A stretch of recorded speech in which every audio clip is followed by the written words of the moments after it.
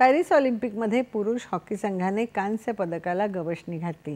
या विजयासह भारताच्या खात्यात चौथं कांस्य पदक जमा झालं। आज स्पेन विरुद्ध झालेल्या लढतीत भारताने 2-1 ने विजय मिळवला। कर्णधार हरमनप्रीतने दोन्ही गोल केले।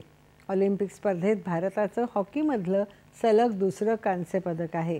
2020 मध्येही भारताने कांस्य पदक मिळवलं होतं। आतापर्यंत ऑलिम्पिकमध्ये भारताने हॉकीमध्ये 4 कांस्य पदकं पटकावली आहेत। दरम्यान आज रात्री भालाफेकपटू नीरज चोप्रा पदकासाठी मैदानात उतरेल। पुरुषांच्या फ्रीस्टाईल कुस्तीत 57 किलो वजनी गटात अमन सेहरावतने उपांत्य फेरी गाठली आहे। नुकत्याच झालेल्या उपांत्यपूर्व फेरीत अमनने अल्बेनियाच्या कुस्तीपटूला 12-0 ने मात दिली।